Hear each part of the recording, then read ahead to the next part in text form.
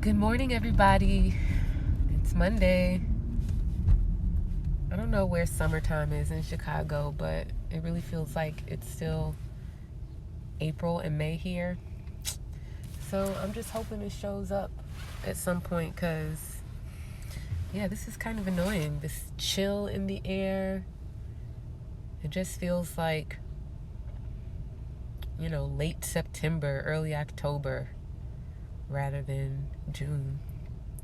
Anyways, she's still there. You see her? She's almost gone. Good morning, everybody. So, yesterday, I came on here on my way to the Mystic Soul Conference where I was doing readings with Haji Healing Salon. And I did a whole bunch of readings this weekend. I'm so tired and I need naps, but I'm going to get coffee instead because I have work to do. But yesterday I came on here and I really didn't get to finish what I was saying. So I hope to recap that a little bit. And I also hope to kind of get your minds ready for what's about to go down. If you are new here, I will be putting this video up on YouTube. So if you have to leave or it's gone by the time you come back, it'll be up on YouTube. Secondarily, today we have a perfection of an opposition, which is great. A lot of times you might hear astrologers talk about, oh, the sun is square such and such, and the moon is square blah, blah, blah, and there's opposition and a trine and a such and such. What is that?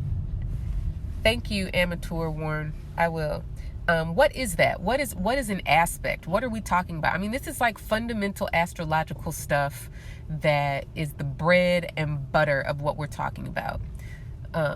Aspects are conversations between planets. And the nature of that conversation and interaction can be one where there is conflict or tension. There can be support. There can be indulgence. There can be undermining. Right now, the sky is very, very, very tense with multiple oppositions building. And the nature of an opposition is like a teeter-totter or a slingshot. And in that sense, there is a certain person, place, or thing on one side and another person, place, or thing on the other side. And these two things are pulling against each other. But the coolest thing about oppositions that I often find that other astrologers can overlook, it is not a square, first. Secondly, oppositions are between planets occupying signs whose elements are complementary to each other. That's really, really, really important. This is why I don't really pay attention to oppositions that are out of sign, because the signs don't, or any aspect that's out of sign, because the nature of the sign is what's making something in opposition, right? It is the fact that,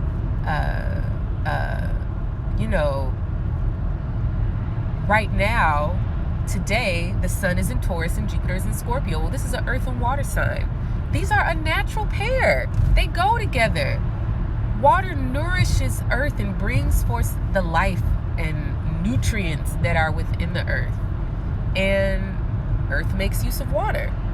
Now, obviously, in the year of the yin earth pig, which is yang water, there is more water than we know what to do with, and it is flooding the earth. So there's that.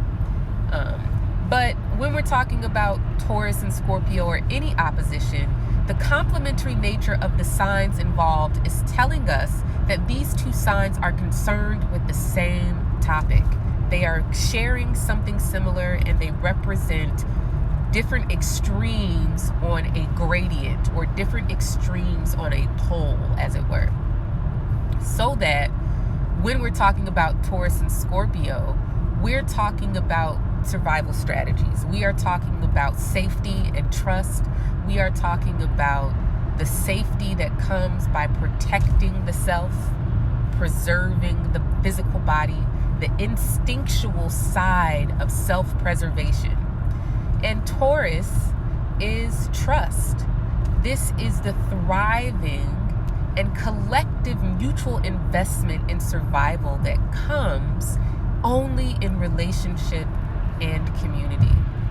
And so this weekend, and really just over the course of me doing my eclipse readings, etc., we have been talking so much about how our trauma isolates us because our bodies are programmed by trauma to seek safety. But as I tweeted last week, the issue with safety is that we can feel safe and not actually be safe. We can feel unsafe and actually be safe. This is the challenge and the tension of this moment. Is that, should I trust my body or should I trust the people in my community, my family, the relationships around me? My body says I feel unsafe, but I don't know. These people seem okay. I don't know, right? So the tension of this opposition is really telling us that you cannot blindly trust either your body or the people around you. That you have to stay present and mindful that someone who was once trustworthy can prove themselves to be untrustworthy and then prove themselves to be trustworthy again. Sometimes your body is in a peaceful state, cortisol levels are low, and you can trust your body's signals that it's sending to you about the community around you, the people around you, and your environment, of telling you whether it's safe or not. And so this is the struggle of opposition, that there is no calculation, there is no fixed method, there is no spreadsheet or worksheet that you can fill out and then you check off the boxes and then you make a score and you're like, this person is safe. There we go. Right? Life doesn't work like that. So that's today's day's opposition. And this opposition is important within the larger context of planets moving through Taurus, opposing Jupiter and Scorpio. Mercury will do it. No, Mercury already did that. What am I missing? Venus will do it in a month or so. But this Taurus-Scorpio opposition is a prelude to eclipses in 2020, 2021, and 2022. I'm going to say that again. The oppositions currently happening between planets in Taurus and Jupiter and Scorpio is a prelude to eclipses occurring in 2020, 2021, and 2022. Good morning, Tatiana. Okay? So this story, this part of your life, this part of your chart where you are feeling pressed and pulled between choosing safety or taking a risk to trust, or the hypervigilance that comes when you are trying to figure out whether your environment is safe, whether you are safe. What is really the measure that determines if you're safe or not? I don't really have a question for that. I don't really have an answer for that, sorry. I don't really have an answer for that. I don't really know what the measure is for whether or not you're safe. But what I do know is that when you are human and you're alive and you're living in this world, that there is danger all around and that people can flip on you on a dime, but you cannot thrive in isolation. We take the risk of rejection and abandonment, betrayal, when we engage in relationship, when we engage in community. But we cannot not engage in relationship and in community. You understand what I'm saying? Like, we can't not do that. So it's so important that we stay present and that we pay attention to ourselves falling back into old habits when the fear is misplaced. That's really the only advice that I have for this energy, is to just stay present. Because Scorpio is such a sign of focus, I cannot overlook and I will not overlook the fact that the survival instinct that is associated with Scorpio is a real, pressing, and present articulation of the threat of climate change.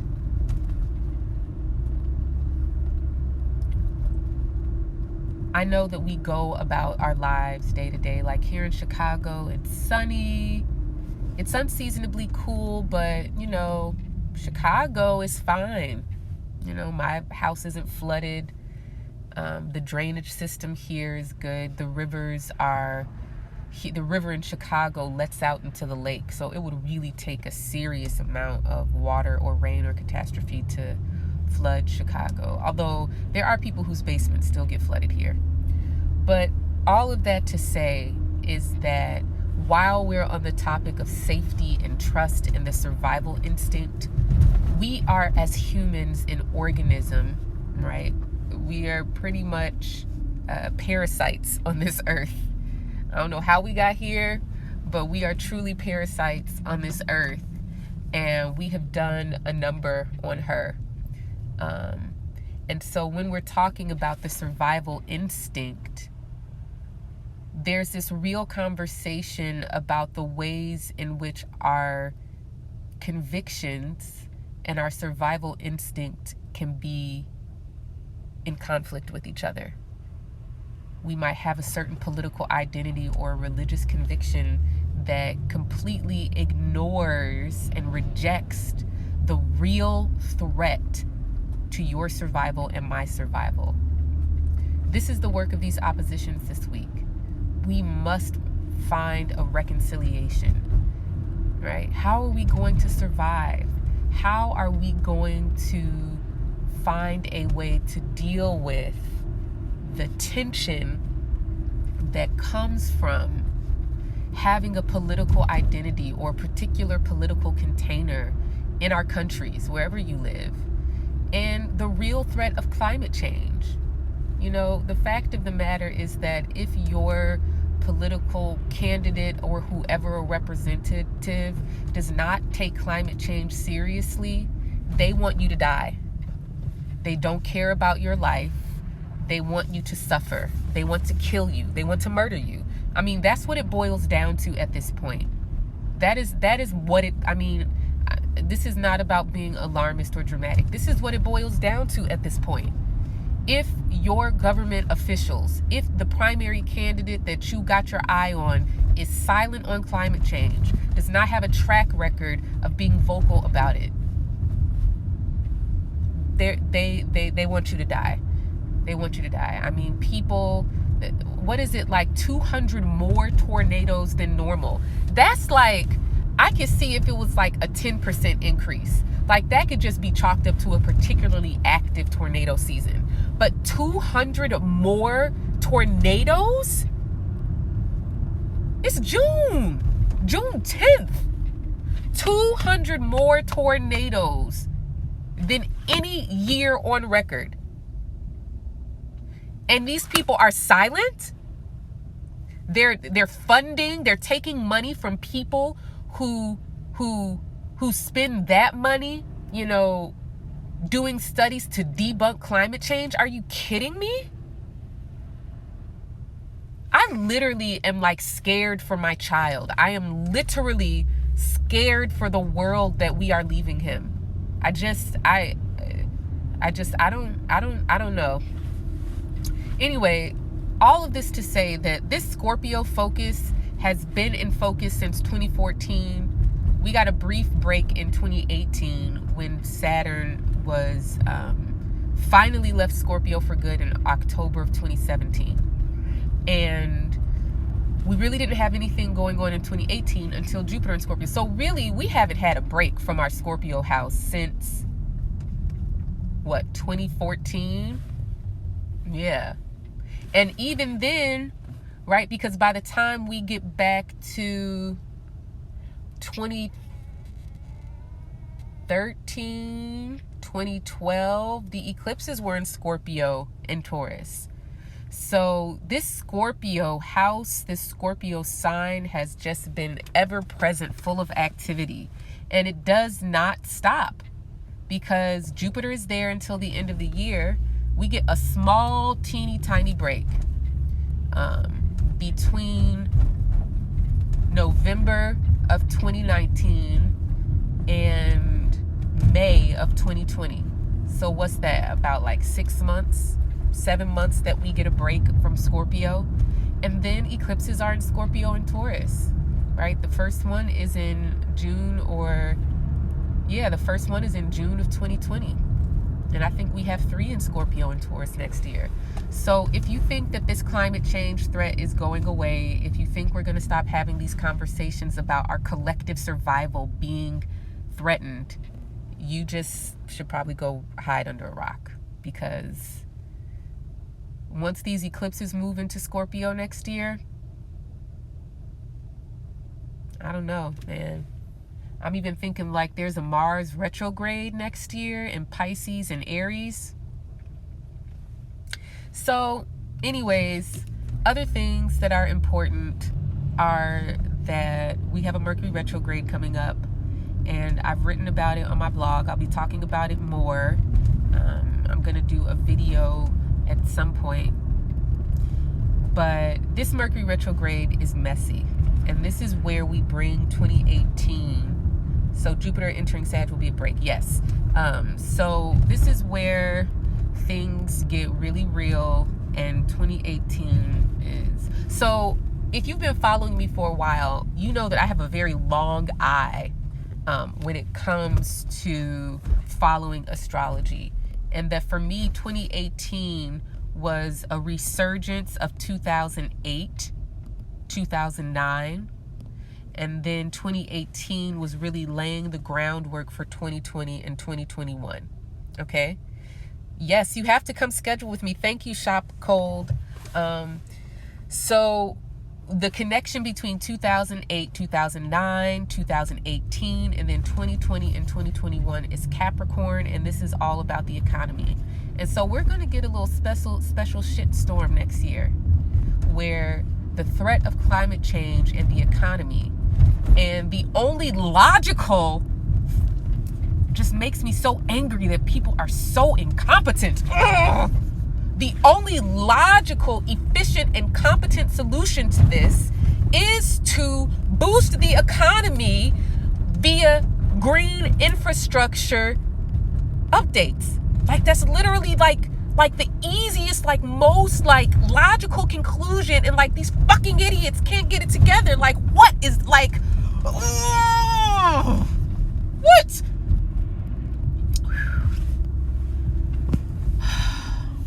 Sorry, I just got my blood pressure up a little bit. I'm sorry, I just can't take it. I just can't take it. I just can't take the stupidity and the incompetence and like the real like these people have children. Like, they kids not gonna make it. Y'all that racist and greedy that you're willing to kill your own children, your own grandchildren? Like, what is wrong with, man, I'm sorry. I'm not sorry. Like, I don't know what's wrong with white people. White people, y'all need to get y'all people. You need to get your people, because I don't know what those folks are doing, but they're fucking shit up. Jesus Christ.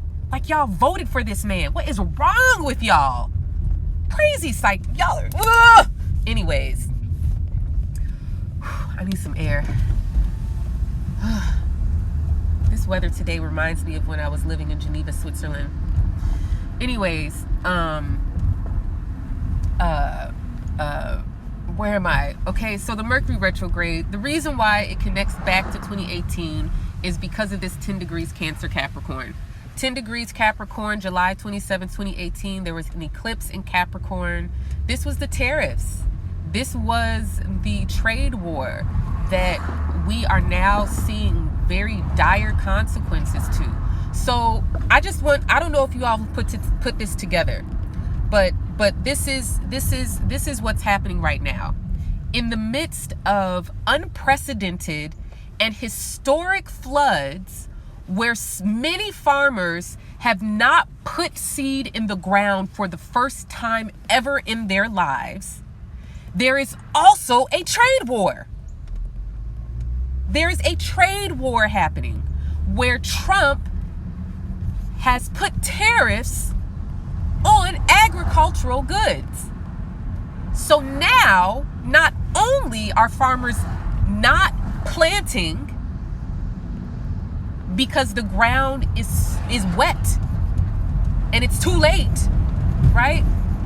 Not only is there no seed in the ground, now even the ones who will have a harvest, likely a much smaller percentage than anything they have ever reaped, now they can't even sell their shit. I hope you see how bad this is. I hope you see how bad this is, that this is real problematic. This is what I'm talking about when I fucking say that Saturn and Mars are malefics. Get out of here with this stuff around Scorpio and sex. Like, wake up. You are missing the real obvious point that our lives are on the line. Our well-being, our way of living is very, very, very deeply threatened, to the point where we're going to have some real discomfort. We're going to have some real discomfort, okay? Like the things that we take for granted as a, the things we take for granted as like modern Western civilization and, post-information age and technology and all of that stuff. Like, I hope y'all know how to knit or cook or sew or something, because we need those skills. And this is not like Armageddon or anything like that. This is just real, like, if you cannot grow cotton because the ground is corrupted by chemicals and flooding, then you have no cotton. Do you see what I'm trying to say? It's going to be water world too, right? Do you see what I'm saying here? Like, this is just real logical. This is just real, like, plain and simple stuff. Okay. So all of that to say that I don't even know what to say. I could tell y'all to go vote. I could tell y'all to get loud. But at the end of the day, I know that most people are not going to really make the fuss that needs to be made until it hits them so personally. And a lot of folks right now in the Bible Belt, where entire towns have been made islands, like, those people, they feeling it. You voted for this man, and he's like, you're experiencing climate change. Now, if you want to hold on to the cognitive dissonance that makes it such that this is unrelated to climate change, then you know what? Fuck you. Go kill yourself and your child, because that's what you're doing, right? By being so like, the cognitive dissonance is deadly at this point. It's deadly. Anyways, I just get really worked up. Like, I got so upset at the store yesterday. Like, why is everything in plastic? It's not necessary for everything to be in plastic. Stop with the fucking plastic. Just stop. It makes me so angry. I just want to leave this world. I just want to leave this earth. And I don't know. Not die. I just mean, like, is there someplace else where there aren't racist white people who are sending us into an irreversible climate crisis? Is there a place? I don't know. Anyways, yeah, I don't know what else to say. This Mercury retrograde, begins with a conjunction between Mercury and Mars at the full moon in Sagittarius next week, Monday. And so basically, next week, Monday, everything is either in Taurus and Scorpio or Sagittarius and Gemini. I know those houses are fucking tired of all the activity going on. And it's kind of like, would you just get out of my house? Like, geez, like, get out of my business. All up in my stuff. Like, yeah. Like, just get out of my stuff. Yeah, 10 degrees Cancer then is the degree where Mercury will station retrograde on July 7th, conjunct Mars. I don't know where I was talking about this at, but maybe that was yesterday. But where I was talking about this at was or what I was talking about was how the Cancer Capricorn eclipses last summer were all about the immigration crisis, which the crisis is really about violence in Mexico and other Central and South American countries, and how the threat of deportation and imprisonment here and death is worth the risk, greater than staying there. Like, I don't even think we've wrapped our minds around like what's really going on. Like, choosing to stay in a violence infested country, corrupt, or come here and be put in a prison, you know, starved, withheld medical attention. Like, do you see what I'm saying about the survival instinct? Are you paying attention? These people are choosing the dire, difficult, awful circumstances here over home. Shit is fucked up. What's the good news? I don't really know what the good news is. The good news is that we're alive. The good news is that we're breathing. The good news is that I'm here to talk us through, to give us a timeline. The good news is that, you know, we haven't been destroyed yet. We haven't destroyed ourselves yet. The good news is that we have some time at this present moment.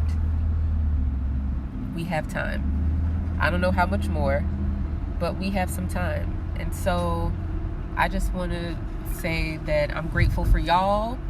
I'm grateful that y'all listen to me. And I'm grateful that I've been given this gift to share. And that's all I really have to say, because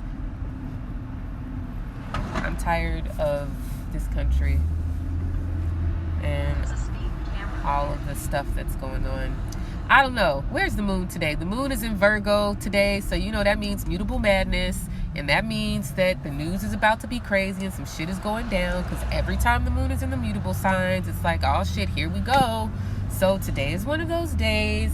Yeah, so breathe through it. Make a list. That's what I'm going to do under this Virgo moon. Today, under this Virgo moon, I'm making multiple lists. That is what makes me happy, making lists. My Capricorn likes it. It likes containers and organization and efficiency. So that's what I'm going to do today. I encourage you to make a list. Don't let it overwhelm you. Just write it down. Get multiple pieces of paper and make multiple lists. That's what I'm going to do. All right. You guys have a happy Monday. Look for something good. Eat a piece of food that you really like and savor it. Like, put down your phone, put down the TV, and just sit there and look at it and smell it and feel the texture in your lips and teeth and on your tongue and really taste it. Right? That's what you should do today. Or give somebody a hug, but don't let go. Continue on North Cicero Avenue for 2 miles. Give somebody a hug and hold them for at least 30 seconds and just lean into it. Feel the vibration between your heart and their heart. Feel that. Let that life connect you. All right? And if you don't have nobody to hug yourself. Masturbate. Give yourself pleasure. Something. Nice and slow, though. Don't rush it. Don't rush it. Savor. Okay? This is how we're going to make it through. That was weird. Okay. I love y'all. Goodbye.